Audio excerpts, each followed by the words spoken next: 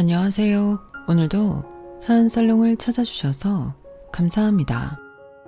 저는 결혼 4년 차고 벌써 30대 중반이 되었어요. 다들 이런 경험이 한 번쯤 있으시겠지만 저는 대학생 시절 진로에 대해 방황을 좀 하느라고 휴학만 몇 년을 했어요. 그러다 뒤늦게 하고 싶은 일이 생겨 정신을 차리고 목표를 잡아 스펙을 쌓기 시작했죠.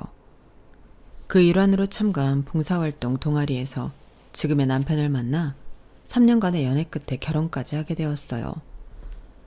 처음 봉사활동을 갔을 때만 해도 거기서 사람을 사귈 목적은 조금도 없었고 열심히 봉사나 나와야겠다는 생각으로 갔었는데 여기서 제 평생의 인연을 찾을 줄이야.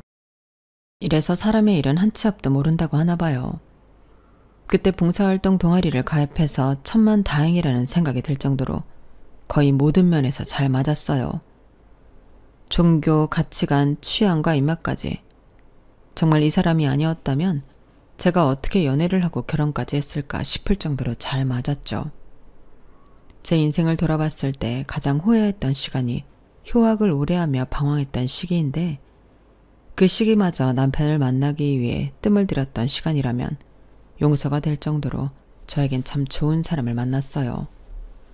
그래서 연애하는 3년 내내 정말 편안하고 안정적인 연애를 했고 남편에게 프로포즈를 받았을 때는 앞으로의 미래가 마냥 분홍빛으로만 보였을 정도로 행복했어요. 오죽하면 신부들이 눈물 한 방울 정도는 찔끔한다는 결혼식장에서도 저는 눈물 한 방울 고이지 않았네요. 남편과 함께하는 인생이 너무 기대가 되어서요. 물론 저희 부모님께는 살짝 죄송한 일이지만요. 하지만 앞서 말씀드렸듯이 막상 결혼을 하고 나니 사람의 일은 정말 한치 앞도 예상할 수 없다는 말이 다시 한번 뇌리를 스치더군요. 그 이유는 생각지도 못한 시댁 때문이었어요. 보통 대한민국의 여자들이라면 미디어에서 반복된, 학습된 시댁의 이미지나 어머니, 할머니들이 젊은 시절에 당한 시집살이 이야기 등등으로 결혼할 때 시댁부터 경계하는 게 당연하겠지만 제가 그걸 미처 생각하지 못했던 이유는 시어머니께서 절 굉장히 예뻐하셨기 때문이었어요. 3년이라는 기간이 장기 연애하신 분들 기준으로 짧게 느껴지실 수 있겠지만 저희는 양쪽 집안이 처음부터 서로 교제 사실을 밝히고 만났기 때문에 결혼 준비 훨씬 전부터 우연이라도 양가 부모님을 만날 기회가 가끔 있었거든요. 아직도 저는 당시 그저 남자친구의 어머니였을 뿐이었던 시어머니와의 첫 만남을 잊지 못해요. 우리 호윤이가 여자친구 보여준 건 처음인데 왜 그런지 알 것 같네. 참말로 참하고 예쁘게 생겼네. 성격도 밝아 보이고 예의도 바르고. 감사합니다 어머님. 감사하긴 있는 그대로 말하는 건데 내가 이래 보여도 엄청 까다로운 사람인데 이런 내 눈에도 마음에 쏙 들 만큼 사람이 참 괜찮아 보이는구나. 너 같은 애가 우리 아들이랑 결혼해준다면 참 좋을 텐데. 예쁘게 사귀어서 꼭 그럴 수 있도록 노력할게요. 말도 참 예쁘게 하네. 네가 우리 집 며느리로 들어오면 내가 발 쭉 뻗고 잘 잘 수 있겠다. 잘해줄 테니까 우리 집에 시집 와. 3년이라는 기간 동안 시어머니를 뵌 건 적어도 서너 번은 됐어요. 그 중에 한 번은 어머님께서 잠깐 자궁수술로 입원을 하신 적이 있었는데 그때는 남자친구가 출장을 갔던 기간이랑 겹쳐서 병문안을 가서 단 둘이서만 뵌 적도 있었죠. 어머님은 제게 크게 감동하셨고 요즘 같은 세상에 이런 애가 없다며 뭐든 다 해줄 테니 빈손으로 시집만 와라 노래를 부르셨어요. 남자친구와도 다시 못 만날 만큼 사이가 좋은 와중에 결혼한다면 시어머니가 되실 분까지 저렇게나 저를 예뻐라 해주시니 제가 결혼에 대해 걱정할 일 따윈 전혀 없었어요. 남편에게는 여동생이 하나 있었는데 시어머니 되실 분이 하도 저를 좋아해 주시니 혹시나 시누이 쪽에 문제가 생기는 건 아닐까 싶었는데 시누이 역시 성격이 유쾌하고 털털해서 몇 번 만나보니 성격적으로 크게 부딪힐 일은 없어 보였죠. 그렇게 아무 걱정 없던 결혼식이 끝난 뒤 처음으로 이상하게 생각했던 것은 결혼식이 끝난 자리에서였어요. 대부분 그렇겠지만 저희도 결혼식이 끝나고 뒷정리를 한 뒤 바로 저녁에 비행기를 타고 신혼여행을 떠나는 일정이었거든요. 곧 떠날 여행에 행복해하고 있었는데 갑자기 시어머니께서 저희 부모님 몰래 저를 한쪽 벽으로 데리고 가시더니 손에 뭔가를 쥐어주시더라고요. 아가, 이거 여행 갈 때 꼭 챙겨가라. 도대체 뭐길래 저희 가족 눈을 피해서 몰래 챙겨주시나 싶어보니 시뻘건 부적이더라고요. 결혼식 당일에 볼 거라곤 생각도 못했던 물건이라 너무 놀라서 떨어뜨릴 뻔했어요.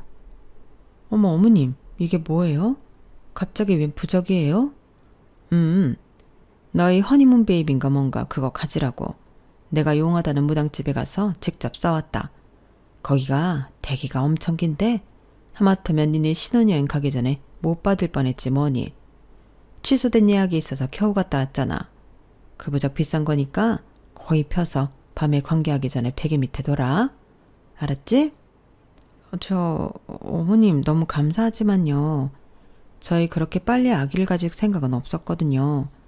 이 부적은 제가 잘 보관했다가 저희 계획 생기면 그때 잘 쓸게요. 그래도 신경 써주셔서 감사해요. 야, 무슨 말을 하는 거니? 부적에도 유통기한이 있다는 건 몰라? 기운이라는 게 말이야. 시간이 지날수록 점점 옅어지는 거야. 이제 막 써온 따끈따끈한 부적인데 효력이 가장 좋을 때 써야지. 그리고 내가 살아보니까 말이야. 1살이라도 젊을 때 가진 아기들이 유전자가 좋더라고. 너 옛날에 미녀들 있지? 그 사람들이 왜 그렇게 미모가 잘났는 줄 알아? 옛날에는 다 어릴 때 결혼해서 애 낳았잖아. 배우들만 봐도 요즘 배우들은 옛날 배우들처럼 이목구비 진한 애들이 없잖니. 그게 다 그런 이유에서 그런 거야. 조금이라도 더 예쁘게 나으려면 최대한 애는 빨리 가는 게 낫다. 산모 건강을 생각해서도 그렇고. 걱정해 주시는 건 감사한데요. 일단 남편이랑도 이야기를 해봐야 할 것 같아서요. 걔 의견이 뭐가 중요하니? 어쨌든 출산도 육아도 다 여자가 하는 건데. 여자 쪽 의견이 완고하면 남자들은 다 그냥 의견 굽히게 되어 있어. 좋은 날 이상한 소리 하지 말고 내 말 들어. 어른 말 들어서 나쁠 거 하나도 없다. 나중에 되어보면 알아. 나이 들어서 애 가지려면 잘 들어서지도 않고 시험관 하면 여자만 개고생인 거 알지? 내가 다 주변 보고하는 소리야. 우리 이쁜 며느리 조금이라도 덜 고생하라고. 네, 어머님. 일단 알겠습니다. 감사해요. 어머님이 조금도 물러서지 않을 것 같아서 얘기는 그렇게 급하게 마무리 지었어요. 일단 비싼 돈 들여서 써오셨다니 챙겨서 여행을 가긴 했는데 신혼여행지에서 막상 그걸 쓰려니 뭔가 영 찜찜한 거예요.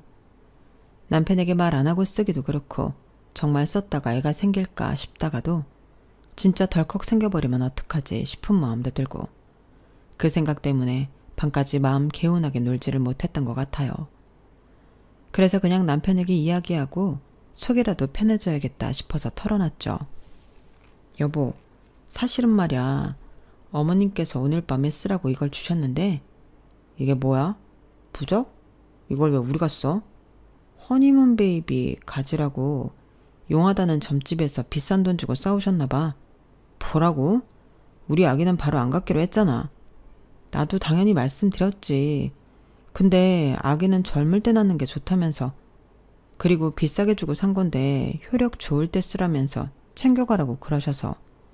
당신은 어떻게 생각해? 어떻게 생각하긴 말도 안 되지. 아기야 당연히 갖고 싶은 생각은 있지만 아직은 아니잖아. 신혼여행에서 아기가 생겨버리면 우리 신혼생활은 어떻게? 아예 없어지는 거잖아. 아무래도 그렇지. 이제 결혼했는데 무슨 벌써 아기야? 엄마도 참 그냥 무시해. 그래도 비싼 돈 들이셨다는데 좀 아깝기도 하고. 진짜 무시해도 될까? 당연하지. 우리 엄마는 가끔 이런 미신을 너무 잘 믿어서 탈이야. 어차피 이거 썼는데 아기 안 생겨서 돈 벌었다 생각하는 것보단 안 쓰고 안 생기는 게 낫지. 정말 쓸데없는데 자꾸 돈 쓰시고. 내가 못 산다 정말. 남편은 제가 보는 앞에서 부적을 반으로 찢어 쓰레기통에 버렸어요. 이래도 되나 싶긴 했지만 제 의지가 아닌 남편의 의지이니 별 상관없겠지 싶었어요. 그 종이 쪼가리가 뭐라고. 하루 종일 내내 마음고생하게 만들었던 부적이 막상 그렇게 쉽게 버려지니 차라리 속 시원하더라고요. 그 다음 날부터는 덕분에 한결 마음 편하게 여행에 집중하며 즐거운 시간을 보낼 수가 있었어요.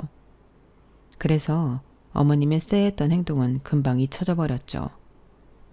신혼여행을 다녀온 뒤로 서너 달쯤만 해도 딱히 별다른 특이사항은 없었어요.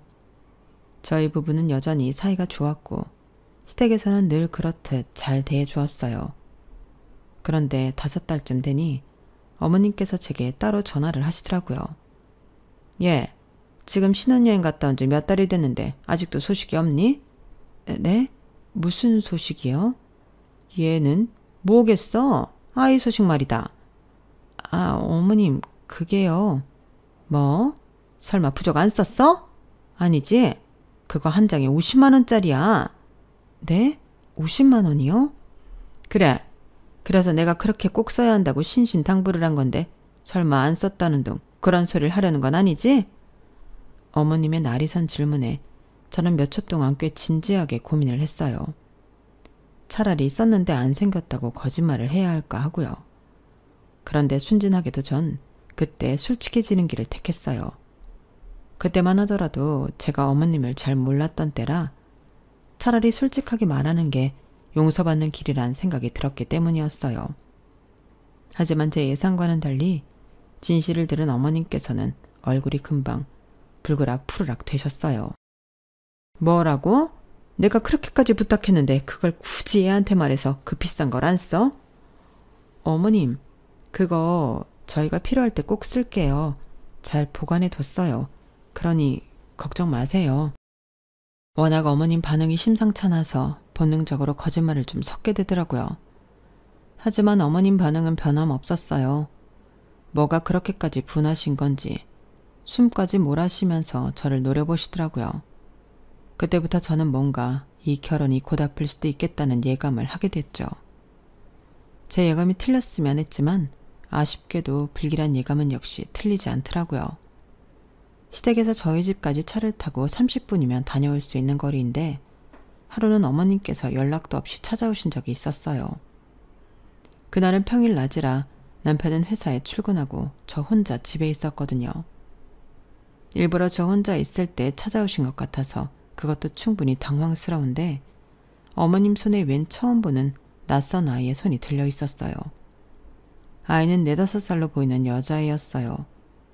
그땐 시누이도 결혼을 안 한 상태여서 정말 어디서 애를 데려왔나?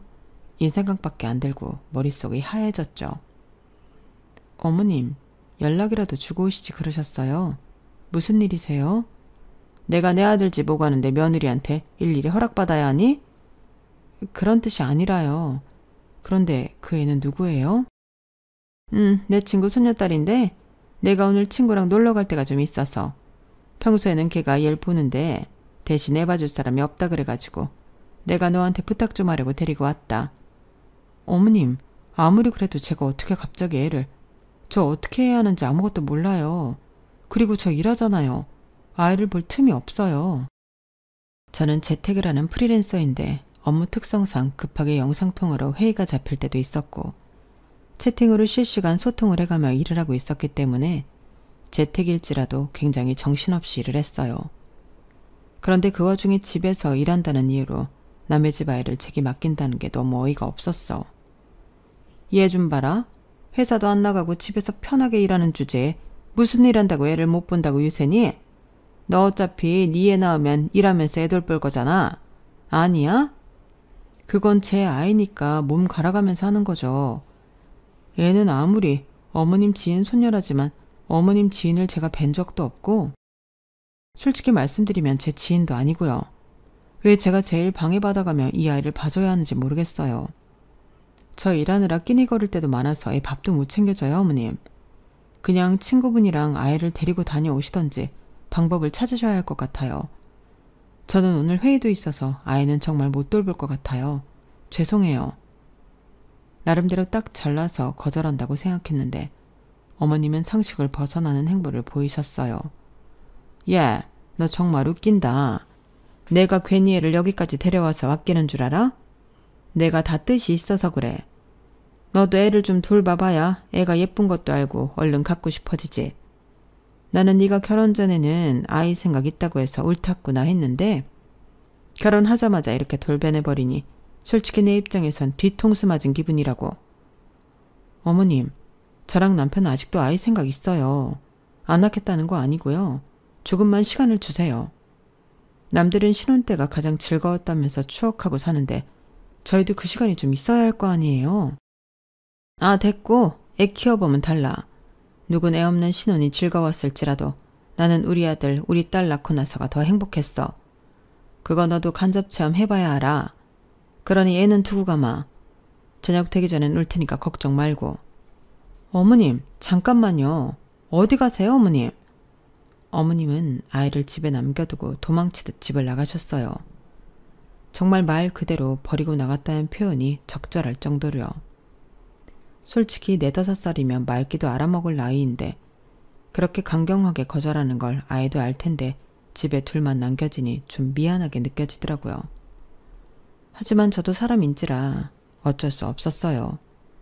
저렇게 경우 없이 구는 시어머니를 누가 내내 하고 받들까요?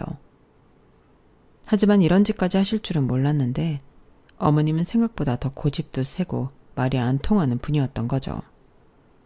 그날은 저도 일을 해야 하는 어쩔 수 없이 애한테 유아교육용 애니메이션을 틀어주고 밥 먹을 때가 되어서는 간단하게 집에 있던 햇반과 참치 통조림을 꺼내 밥을 먹이려고 했어요. 아이다 보니 저도 건강하게 먹이고 싶었지만 평소 남편과는 둘 다 일에 치여 사먹는 일이 잦아 딱히 차려줄 게 없더라고요. 그렇게라도 끼니를 챙겨주려고 했는데 아이가 입맛도 까다롭고 입이 짧은 아이인지 몇 숟갈 먹더니 안 먹으려고 하더라고요. 가뜩이나 점심 먹고 할 일도 쌓여 있는데 아이가 밥을 안 먹겠다고 씨름을 하니 금방 피로해지고 지쳤어요. 아줌마 집에 치즈케이크 있는데 그럼 너 치즈케이크라도 먹을래? 치즈케이크요? 네. 아이는 달달한 맛이 꽤 마음에 들었는지 치즈케이크는 2조각이나 먹더라고요. 누군지도 모를 아이 엄마에게 미안했지만 어쩔 수 없다는 생각이 들었어요. 저도 살아야 했으니까요. 게다가 일을 하는 중간중간 저희 집에 오는 길에 아파트 단지에 있는 놀이터를 눈여겨본 건지 자꾸 거길 가고 싶다고 하는 거예요. 이런저런 핑계를 대며 거긴 못 간다고 해도 아이가 납득을 전혀 못해서 물었던 걸 또 묻고 또 묻고 하는데 정말 돌아버리는 줄 알았어요. 갑자기 왜 저에게 이런 시련을 주시는 건지 이해가 안 됐어요. 그날 저녁 남편이 어머님보다 일찍 도착해 아이를 마주하고 나서 집에는 싸늘한 바람이 한바탕 불었어요. 엄마, 일하는 사람한테 이게 뭐 하는 짓이에요? 도무지 이 사람에 대한 존중이 없으세요? 어차피 너희 애 가지면 애 보면서 일할 텐데 어떨지 예행 연습하라는 거지. 남의 애로 연습해보면 더 좋잖아. 뭐라고요? 어떻게 그런 말씀을 하세요? 시어머님의 막말을 듣고 아이가 상처받을까봐 저는 아이를 데리고 거실에서 가장 떨어진 방에 들어가서 음악을 틀었어요. 보나마나 어머님 성격에 아무 말을 나오는 대로 한참 더 하실 것 같았거든요. 저희 남편이 하도 시어머니께 화를 내니 아이는 남편도 무서워했어요.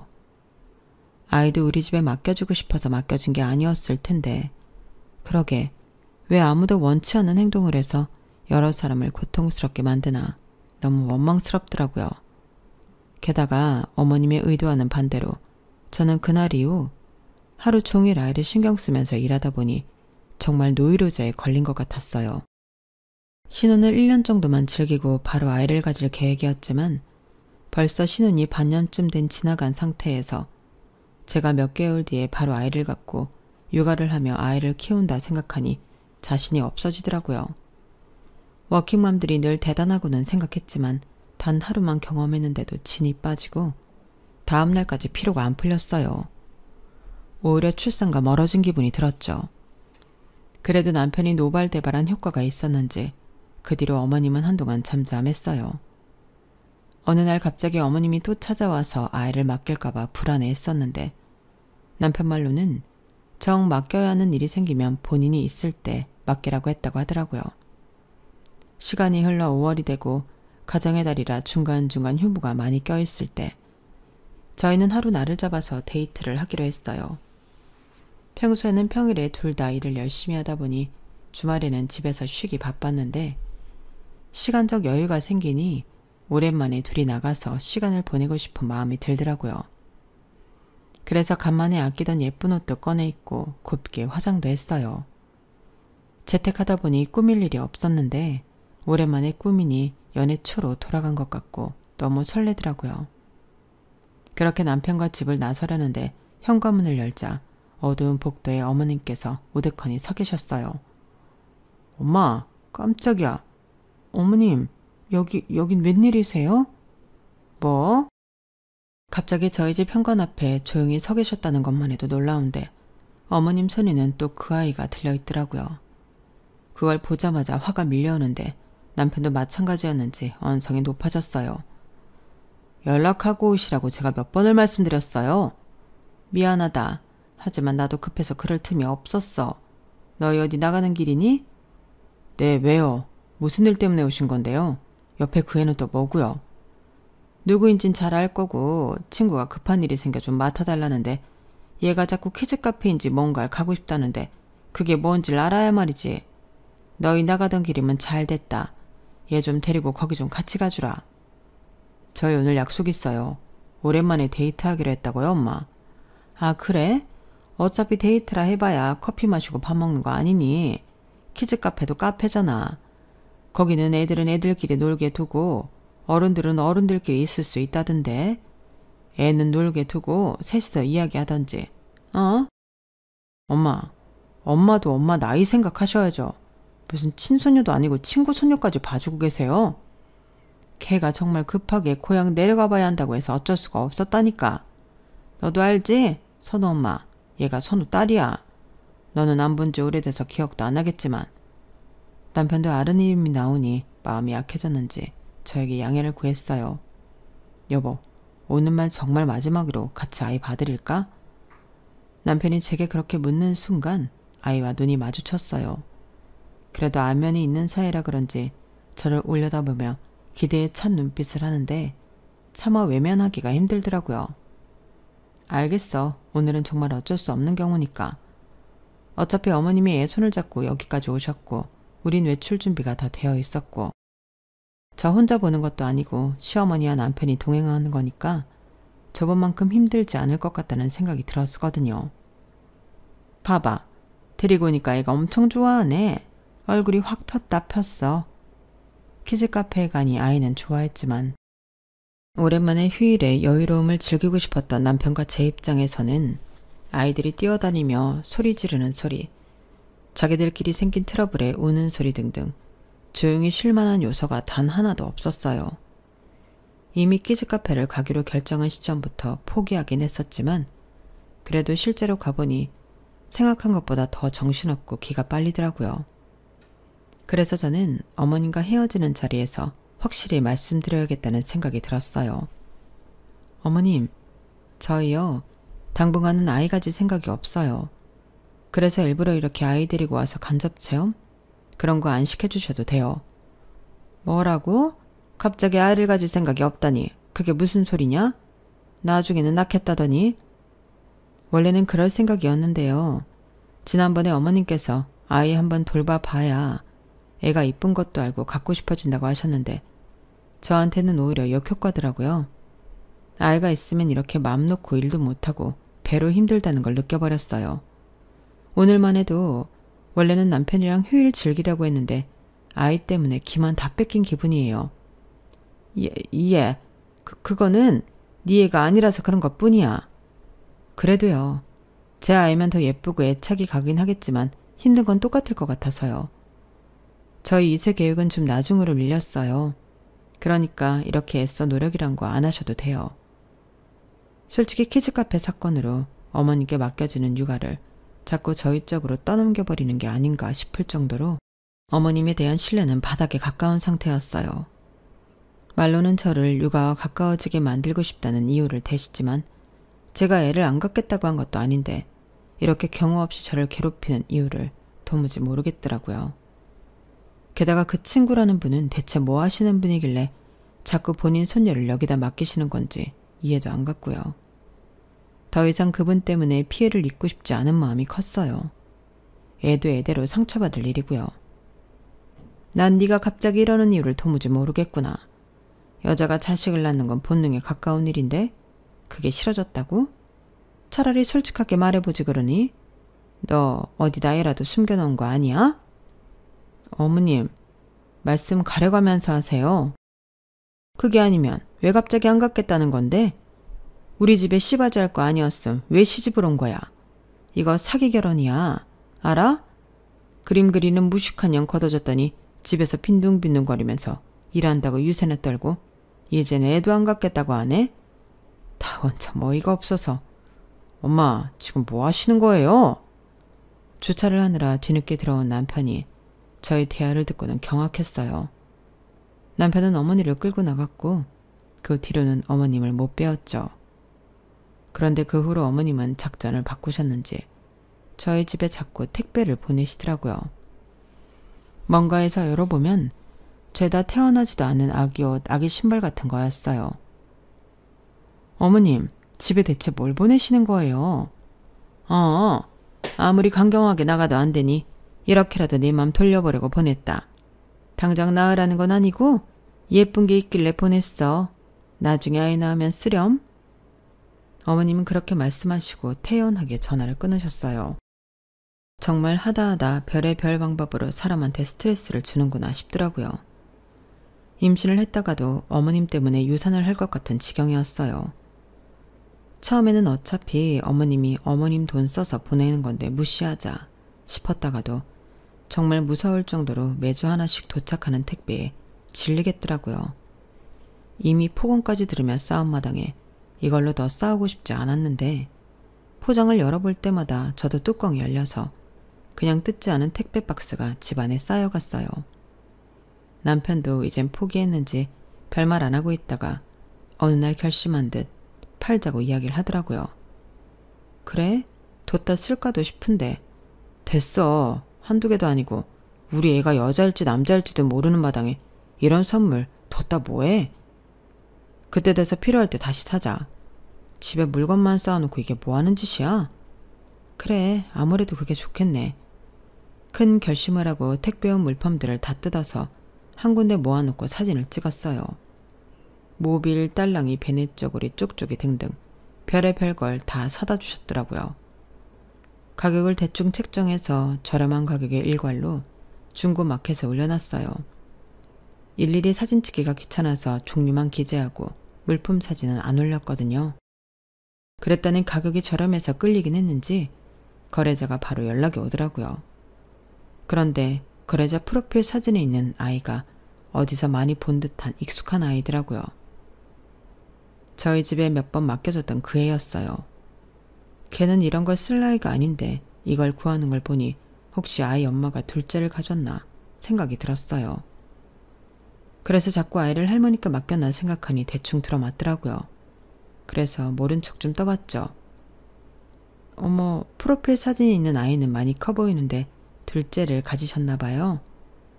얼마 안 있다 바로 답장이 오더라고요. 나는 아니고 내 며느리가 애를 가졌어요. 내가 나이가 좀 많은데 얼마 전에 아들한테 이거 쓰는 법을 배웠거든. 올려놓은 건 다 새 거죠? 구매하고 싶은데 어떻게 하면 되나? 계좌 이체할 줄 아세요? 모르시면 만나서 현금으로 직접 주셔도 되시고요. 그럼 만나서 줄게요. 며느님 둘째 출산 예정일은 언제세요? 제가 선물로 사진에 나온 거 말고도 물건 더 챙겨드릴게요.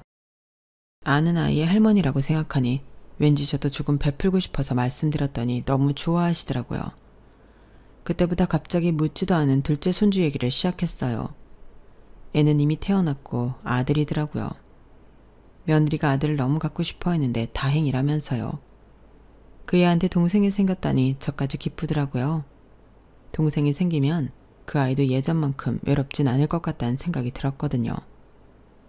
거래하시는 분은 친할머니라 하셨고 며느님이 임신하신 동안 종종 첫째 손녀딸을 봐주셨다고 하셨어요.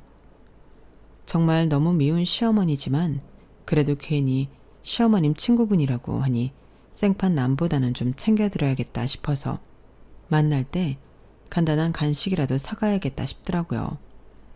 만나서 말씀드릴까 고민도 했지만 시어머니께서 보낸 선물을 되팔았다는 걸 알리고 싶지 않아서 관뒀죠. 만나서 연락이 되어야 하니까 성함이랑 연락처만 주고받을까요? 요즘 중고거래는 채팅으로만 하는데 나이가 있는 분이라 그런지 그런 걸 잘 모르시는 것 같더라고요. 연락처 주시면 제가 도착해서 연락드릴게요. 그래요, 그럼. 그런데 어딘가 묘하게 익숙한 번호더라고요. 임시로 저장하려고 보니 세상에 저희 시어머니 번호였던 거예요. 본인 번호 맞으세요? 본인 번호 아니시면 엇갈릴 수도 있어서요. 맞는데? 왜 그래요? 아니요. 그냥 확인차 여쭤봤어요. 곧 뵐게요. 이쯤 되니 직접 제 눈으로 확인해 봐야겠다 싶더라고요. 만약 제 시어머니라면 거짓말이라기엔 너무 유창하고 생생하고 디테일하게 본인 손자들에 대해 이야기하셨으니까요. 채팅을 종료하고 나서 약간 벙찐 듯한 기분이 들더라고요. 그러다 갑자기 어머님께서 전화가 와서 저는 너무 소스라치게 놀랐어요. 예, 너 내가 준 선물들은 잘 보관하고 있니? 네? 네, 어머님. 갑자기 그런 건 왜 찾으세요? 어차피 너 쓰지도 않을 거 도로 내놔라. 어디 선물 줄 때 생겼으니까. 좀 당황스러웠어요.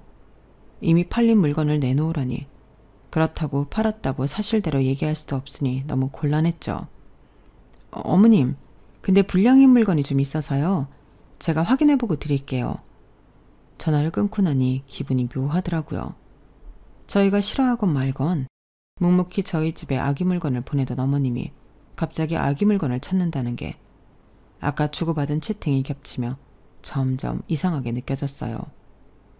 남편에게 말하니 제 말이라면 다른 말은 무슨 말이든 다 믿어주고 맞다 해주던 남편이 이번만은 믿지 못하더라고요. 제가 나눈 채팅 내용까지 전부 보여줬는데도요. 그래서 남편을 데리고 나가기로 했어요. 저 멀리서부터 어머님의 실루엣이 보이기 시작하더라고요. 뭐야, 진짜야? 엄마, 왜 여기 계세요? 뭐 좀 사려고 나왔어. 누가 아기용품을 싸게 팔겠다고 해서. 그런데 너희야말로 왜 여기 있니? 아기용품을 왜 사시는데요? 왜 사긴 니네 선물 주려고 사는 거지. 내가 선물 보낸 게 하루 이틀이니? 처음에는 너무 뻔뻔하게 거짓말을 잘 하셔서 하마터면 속아 넘어갈 뻔했어요. 하지만 방금 전에 통화 내용으로 봤을 때 맥락상 말이 안 되는 소리였죠. 어머님, 아까는 저한테 선물 받은 아기용품 다 도로 달라고 하지 않으셨어요? 그렇지. 그래, 내 친구가 손주를 봤는데 그 집 갖다 주려고 그러는 거다. 말이 자꾸 바뀌는 걸 보니 더 이상하더라고요. 남편도 그 포인트에서 더 화가 났는지 저와 한 채팅창을 들이밀며 어머님께 추궁하기 시작했어요. 엄마, 그럼 이 애들은 누구예요? 며느리가 손주들을 가졌다뇨. 엄마한테 며느리가 이 사람밖에 더 있어요? 이건 도대체 다 무슨 소리예요? 그건 그냥 너희가 하도 아이를 안 낳으니까 내가 부러워서 그렇게라도 손도 있는 척 한 거야. 니네도 봤다시피 이 애들은 내 친구 손주들이고 이 여자애는 너희도 봤잖니. 어머님께서 요리조리 잘 빠져나가셨지만 상황을 심각하게 받아들이는 남편 앞에서 그런 일회성 변명은 통하지 않았어요. 엄마, 사실대로 말하세요. 너무 이상하잖아요. 말씀도 계속 바꾸시고 엄마 연세도 많으시고 할아버지도 치매셨는데 이런 식으로 자꾸 중요한 대답은 회피하고 말은 계속 바꾸시면 저는 치매를 의심하고 병원에 모시고 가는 수밖에 없었어요. 너는 무슨 애가 그렇게 말을 해? 치매라니. 나 아직 그럴 나이 아니다. 우리 아버지도 내 나이에 치매 걸리신 게 아니야. 어머님이 하도 잡아떼셔서 그날은 그 정도에서 그쳤어요. 하지만 남편은 계속해서 뭔가 찜찜해 하더라고요. 알고 보니 남편이 어렸을 시절 어머님이 외도를 하시다 아버님께 들킨 적이 있다고 하더라고요. 설마 그때 애가 있었던 건 아니겠지? 에이, 설마. 그럼 어떻게 이때까지 숨기고 사셨겠어? 그래도 뭔가 촉이 쎄해. 알아봐서 나쁠 건 없으니까 미리 알아봐야겠어. 남편은 어머님의 핸드폰을 통해 선우 엄마라고 되어 있는 번호를 찾아내서는 전화를 걸어보더라고요. 이게 누군데? 기억 안 나? 우리가 하루 데리고 있었던 애가 선우 딸이라잖아. 확인해 봐야지. 잠깐의 통화음 끝에 전화가 연결이 되었어요. 안녕하세요, 선우 이모. 저 준서예요. 어머, 우리 준서 오랜만이다. 아니 근데 네가 나한테 직접 연락을 다 하고 웬일이야? 아, 다른 게 아니라요. 엄마한테 전해 들었거든요. 얼마 전에 또 손주가 태어나셨다고요. 제가 첫째 손녀도 태어난 줄 모르고 있다가 엄마가 저번에 저희 집에 데리고 와서 알았는데 인사를 못 드린 게 내내 영 마음에 걸려서요. 둘째 손주 때라도 인사를 제대로 드려야겠다 싶어서 연락드렸어요. 어? 손주? 잠깐 통화 너머로 정적이 흘렀어요. 저기 우리 선우는 아직 결혼도 안 했는데 너 엄마한테 뭔가 잘못 들은 거 아니니? 네? 결혼을 안 했다고요? 그럼 우리 선우가 너 결혼식 때 직접 가지 못했어도 추기는 했잖니. 선우가 결혼을 했으면 너한테 당연히 알렸겠지. 나도 우리 애가 얼른 너처럼 결혼했으면 좋겠는데 갑자기 손주 얘기라니? 얼른 그런 날이 왔으면 좋겠네. 이상하네. 분명 이모네 손주라고 하셨거든요. 뭐? 니네 엄마 뭐 벌써 정신 오락가락 하는 거 아니지? 나 말고 다른 친구 아니겠니? 한번 확인해봐. 네, 아무튼 감사합니다. 건강하게 잘 지내세요. 그래, 고맙다. 너도 결혼 생활 잘하고. 전화를 끊은 후 저희 부부는 말이 없어졌어요. 그렇게 둘러대던 게 거짓말이라는 게 밝혀지니 뭔가 제대로 알아봐야 할 것 같다는 느낌이 들더라고요. 남편은 어머님께 핸드폰 어플을 설치해드린다는 핑계로 핸드폰을 받아와서 컴퓨터에 어머님 메신저 어플을 로그인했어요. 어머님이 주고받는 카톡 중에 낯선 이름이 있길래 클릭해보니 아니나 다를까 이해할 수 없는 이상한 대화들이 있더라고요. 어머님이 그 사람과 주고받은 톡을 좀 올려서 정독하다 보니 곧바로 해답이 나왔어요. 남편의 쎄한 촉대로 몇십 년 전 불륜하던 남자의 아들을 아직까지도 어머님 아들로 생각하고 있는 것 같았어요. 본인 몸으로 낳은 아들이 아님에도 그 아들이 결혼을 하고 손주를 보니 저희보다 애틋해지셨는지 저희에게 하시는 것과는 비교도 안 될 만큼 아주 헌신을 하고 계시더라고요. 그걸 다 읽고 나니 참 어이가 없었어요. 고작 애를 낳아주었다는 이유만으로 본인의 친자식보다 불륜했던 남자의 자식을 위해 희생을 하고 계신다는 사실이 말이에요. 그 첫째 딸은 며느리라고 부르는 여자가 어머님께 거의 육아를 뒤집어 씌우고 있는 수준이었는데 어머님 혼자 감당하기 힘드셔서 저한테까지 그런 식으로 경우 없이 맡겼다고 생각하니 저까지 화가 났어요. 그동안 아이를 낳으라고 수도 없이 닥달했던 어머님의 모습이 떠오르면서 더 화가 났죠. 어머님이 그렇게 꽁꽁 감추시려던 비밀이 밝혀지고 남편은 눈이 뒤집어져서 온 집안을 엎었어요. 시누이마저 뒤늦게 어머님의 진심을 알고 배신감에 치를 떨었죠. 엄마가 어떻게 어렸을 때 우리한테 그렇게 상처를 주시고도 또 이러실 수가 있어요? 이제 아빠 돌아가셨다고 그쪽 가족 막 만나고 가족처럼 그러도 되는 줄 아셨어요? 그 아들이 그렇게 좋으시면 그 집 가서 사세요. 저희한테 효도받을 생각하지 마시고요. 남편도 집을 뒤집어 엎고 시누이마저 등을 돌리자 어머님은 자기 편을 들어줄 사람이 저밖에 없다고 생각한 건지 제게 매달리시더라고요. 며느라, 너는 내 심정 알지? 어? 나라고 좋아서 그랬겠니? 자식들이야 나한테 상처를 받았다고 할 말이 없지만 이대로 애들이랑 멀어질 생각은 없다. 내가 좀 준서랑 춘희한테 얘기 좀 잘해줘. 내가 너도 내 친딸처럼 예뻐했잖니.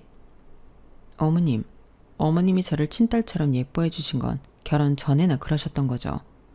결혼하고 언제 저를 그렇게 예뻐해 주셨어요? 어머님을 독박 육아시키는 며느리한테 아주 충성을 바치시던데요. 그 정도는 되어야 저도 친딸처럼 예쁨 받았다고 할 수 있죠. 어머님은 제가 싫다고 몇 번이나 의사를 밝혔는데도 계속 아이 낳으라고 압박만 주셨잖아요. 어머님은 친딸이 아니라 시어머니로서 할 수 있는 핍박은 다 하셨어요. 솔직히 말씀드리면 저는 어머님이 제 남편이랑 화해하길 바라지 않아요. 화해하면 또 어떤 식으로 저를 괴롭히실지 알 수가 없으니까요. 야, 나는 너희 잘 되라는 마음으로 그렇게 한 거지 정말 나쁜 뜻은 없었다니까. 막말로 네가 아이만 빨리 낳았어도 저 호강은 네가 다 받았을 거야. 얘도 내가 다 키워줬을 텐데 그런 기회를 걷어찬 건 너야. 네, 그러니까요.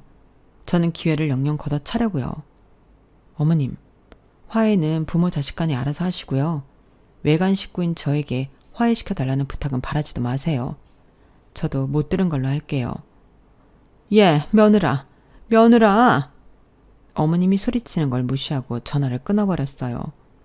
그리고 번호를 차단했죠. 남편이 직접 화해했다고 얘기하기 전까지는 어머님과 연락을 하지 않으려고 해요.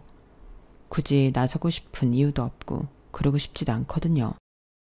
지금은 시어머님과 연락을 끊고 산 지 1년이 다 되어 가는데 정말 마음이 편안하네요. 스트레스성 복통도 확실히 줄었고 아이에 대한 부담 없이 산 기간이 생기니 이제 슬슬 아이 계획을 세워볼까 하는 긍정적인 마음이 들어요. 저희의 아이 계획을 밀리게 한 건 오히려 어머님이랑 생각이 들더라고요. 하라 하면 오히려 하기 싫다는 걸 왜 다들 모르실까요? 아무튼 저희 부부는 내년쯤을 목표로 아이를 갖기로 했답니다. 남편이랑은 그 이후로 더 잘 지내고 있어요. 그나마 트러블이 생길 만한 요소였던 어머님이 인생에서 사라지니 더욱 금슬이 좋아지는 것 같네요. 여기까지 제 사연입니다. 들어주셔서 감사드리고요. 저희에게 예쁜 새 생명이 올 수 있도록 많은 응원 주세요. 여러분들도 매일매일이 행복하시길 바랍니다. 여러분, 사연 댓글에 응원과 현명한 조언 부탁드려요. 좋아요와 구독은 저에게 큰 힘이 됩니다. 오늘도 좋은 일 가득하세요.